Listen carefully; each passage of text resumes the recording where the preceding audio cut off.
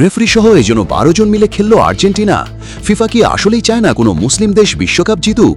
হ্যাঁ বন্ধুরা, মিশরের বিপক্ষে লিওনেল মেসির দলের এমন এক বিতর্কিত জয় এখন তীব্র সমালোচনার মুখে, যা ফিফার স্বচ্ছতা নিয়েই প্রশ্ন তুলে দিয়েছে। কিন্তু ম্যাচের ঠিক 57তম মিনিটে এমন কি ঘটেছিল যা পুরো ফুটবল বিশ্বকে স্তব্ধ করে দিল? রেফারি কি সত্যিই একপেশে সিদ্ধান্ত নিয়েছিলেন, নাকি এটি ছিল স্ট্রেফ একটি কৌশলগত চাল? এইসব অজানা প্রশ্নের উত্তর জানতে এবং ফিফার পেছনের আসল কূটনীতি বুঝতে ভিডিওটি একদম শেষ মুহূর্ত পর্যন্ত দেখুন। 2026 ফিফা বিশ্বকাপ ফুটবলের মহাযজ্ঞে তখন টান টান উত্তেজনা। জার্মানির আলিয়ান্স অ্যারেনায় তখন তিল ধারণের জায়গা নেই।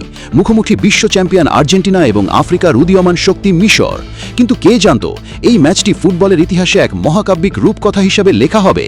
ম্যাচের ঠিক 57তম মিনিটে আর্জেন্টিনার রক্ষণভাগকে চূর্ণ বিচূর্ণ করে আলবিসেলেস্তেদের জালে দ্বিতীয়বারের মতো বল জড়ান মিশরের মিডফিল্ডার মুস্তাফা জিকো। ফুটবলের পরিভাষায় যাকে বলে ডিফেন্সিভ ক্রাম্বলিং, প্রিসিশন ফিনিশ।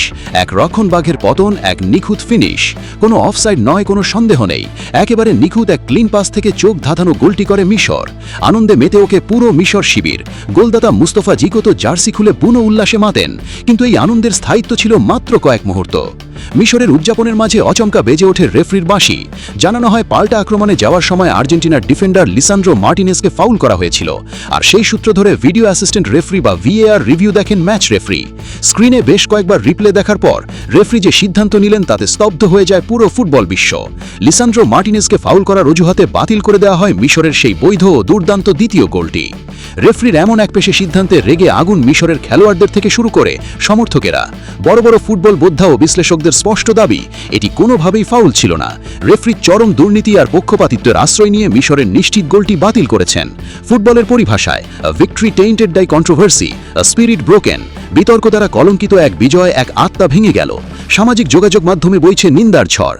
অনেকেই ক্ষোভ উগড়ে দিয়ে বলছেন, কথা মিলিয়ে নিও, এবার যতই হার্ড টিম আসুক ফিফা দুর্নীতি করে আর্জেন্টিনাকে বিশ্বকাপ দিয়ে দিবে। ফুটবলের পরিভাষায় রিগড স্পেকটেকল, হেজিমনি সিকিউরড। এক পাতানো দৃশ্য, এক আধিপত্য সুরক্ষিত। প্রিয় দর্শক, আপনাদের এই ব্যাপারে কি মন্তব্য? এটি কি সত্যিই ফাউল ছিল, নাকি স্ট্রেফ একটি দুর্নীতি? আপনার মূল্যবান মন্তব্যটি আমাদের ভিডিও নিচে জানাতে ভুলবেন না। এবং ফুটবলের সকল প্রকার আপডেট সবার আগে পেতে আমাদের এই FC স্পোর্টস চ্যানেলটি সাবস্ক্রাইব করে বেল আইকনটি প্রেস করে রাখুন। দেখা হচ্ছে পরের ভিডিওতে। ধন্যবাদ।